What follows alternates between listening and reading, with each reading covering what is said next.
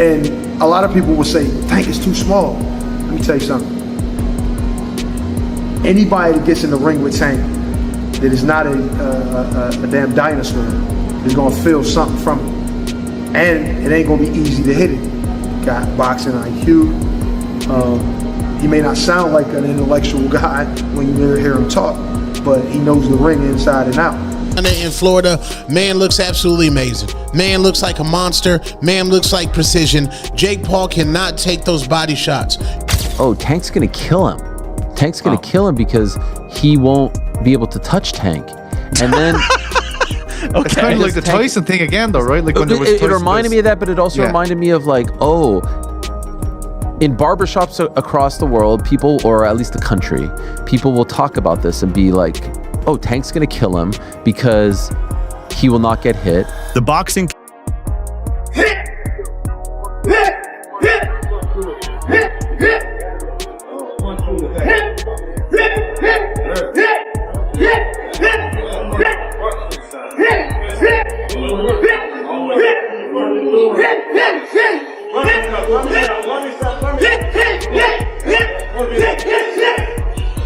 speed and, you know, his ability make up for that size difference, in your honest opinion? Well, he has to be very smart throughout the course of the fight. You know, it's hard to know in some things. I think Gervonta's just gonna, like, you know, stick and move. He'll be fast, play it smart, you know. I don't see him staying still for too long so Jake can land some shots. He'll just try to touch him. Who knows, man? It's an exhibition. It's a money grab. Jake's fighting one of the best boxers. The weight difference between Jake Paul and Gervonta Davis has become a hot topic in the lead up to their bout. While some argue that the size gap is too large to overlook, others believe Davis's elite skill set will make up for any physical disadvantage. The boxing community remains split, with critics questioning whether the matchup is fair given Paul's naturally bigger frame. Still, Davis's supporters argue that his speed, accuracy, and ring discipline make him more than capable of outclassing larger opponents. They point out that boxing success often comes down to control, movement, and timing, not just size. Many believe that Jake Paul's foundational skills are still developing, and that Davis's technical mastery will effectively cancel out any size edge Paul brings into the ring.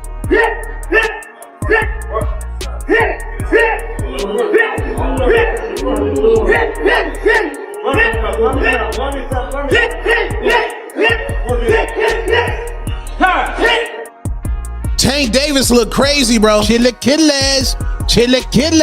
Gervonta Tank Davis hitting a heavy bag in preparation for his Jake Paul fight November 14th down there in Florida. Man looks absolutely amazing. Man looks like a monster. Man looks like precision. Jake Paul cannot take those body shots. You mean to tell me somebody who done fought UFC fighters and a man with Parkinson's disease can take a body punch from Gervonta Tank Davis, and y'all basing y'all logic just because Jake Paul is big? No, Tank's gonna go ahead and put this man to sleep. I'm telling y'all that right now. If Tank don't put this man to sleep, he done let the black community down, he done let boxing down, and he ain't never been that nice. You Tank fans, y'all trying to give him a pass. If y'all said Tank is as skilled as y'all say he is, if he does not put Jake Paul to sleep and stop Jake Paul, his boxing career is absolutely voided. He already don't care about legacy, and just imagine he don't knock out Jake Paul, and now y'all gonna say it's not a real fight, it's an exhibition. No, we not giving no passes, bro. This Gervonta Tank Davis, he needs to put Jake Paul to sleep. I don't want to hear nothing about, oh, Jake Paul too big. No, Jake Paul chin ain't never been tested by somebody that hit as hard as Gervonta Tank Davis. Tank should put this man to sleep with ease. I'll say that respectfully. If you don't put him to sleep, a 2-pack of ass. That shit stinks. That's a 2-pack of ass at the highest level, and it's a musty energy at the highest level. Get it together. Get it together. Tank looks amazing. That's the Chilaquiles.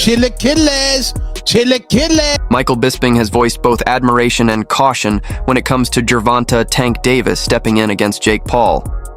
While he praises Davis's striking power and technical mastery, Bisping also emphasizes that size differences can't be completely dismissed. He acknowledges Tank's proven ability to adapt to larger opponents, but points out that a bigger, heavier fighter can still pose challenges, especially in terms of endurance and absorbing damage.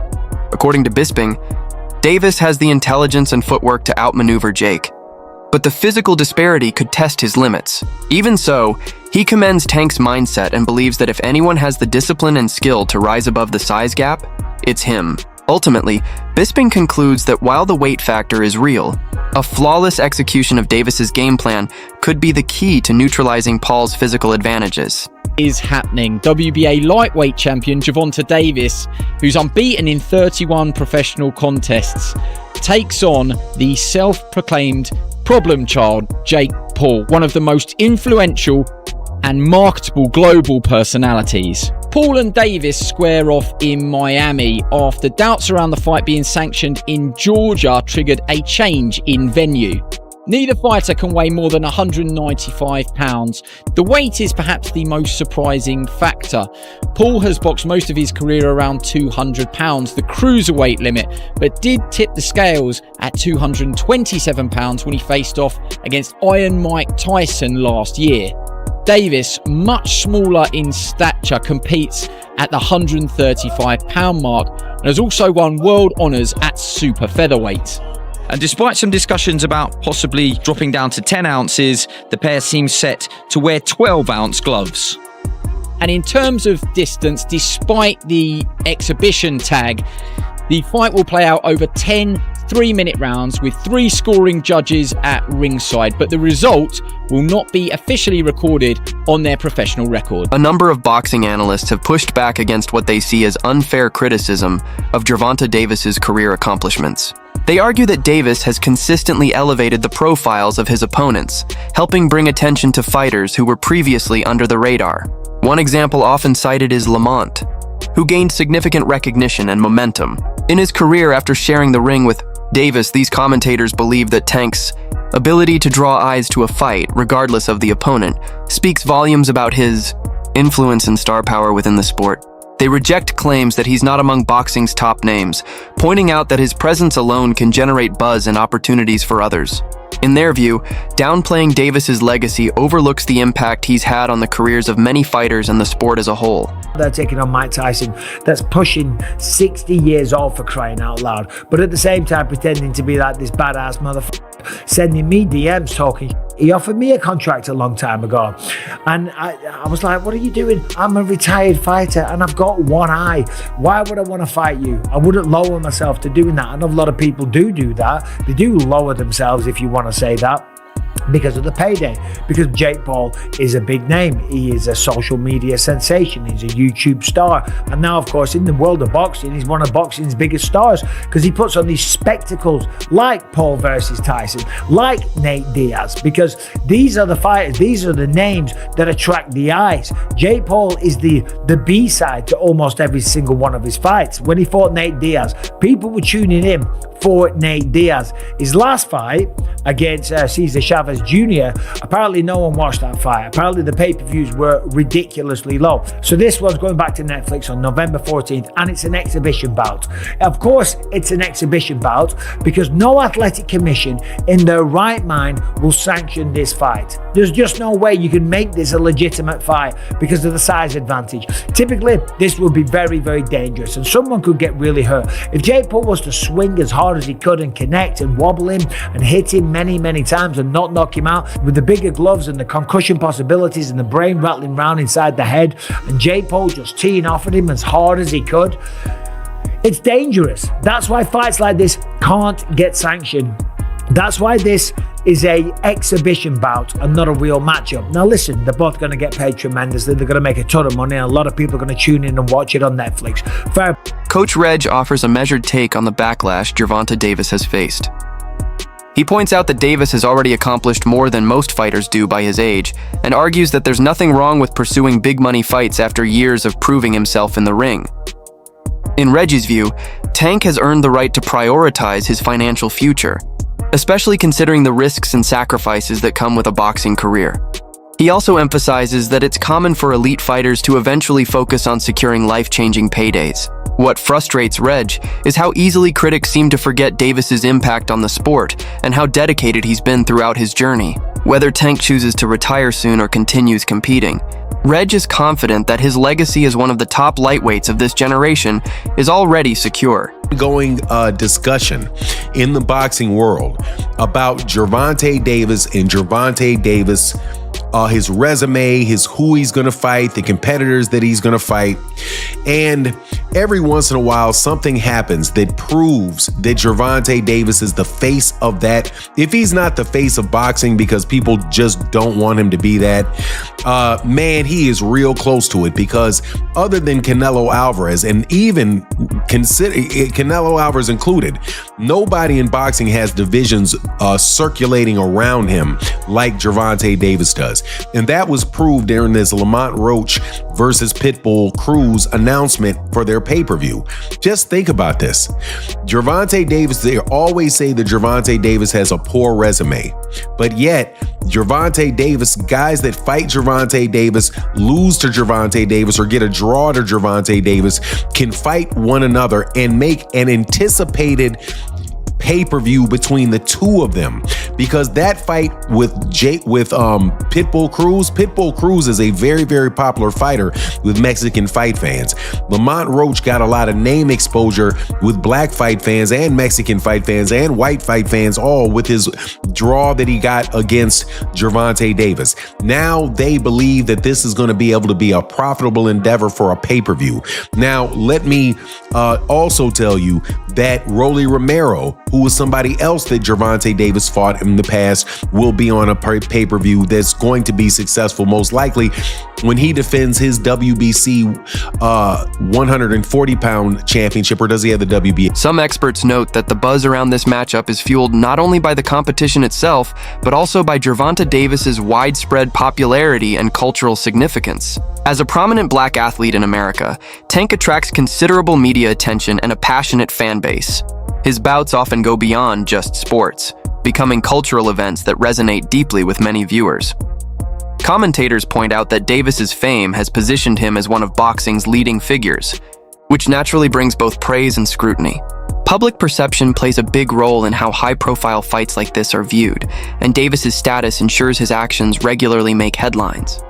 Yet most analysts agree that it's his skill and accomplishments in the ring, not just his celebrity, that have earned him this level of recognition. I mean, especially Tank been talking about retirement, so why not get the bag and then go about your business if that's your plan? I mean, if that's your plan to retire, then go get the bag and then go about your business. You ain't doing nothing wrong. I'm not against it. You got some people that are very critical, Tank. Does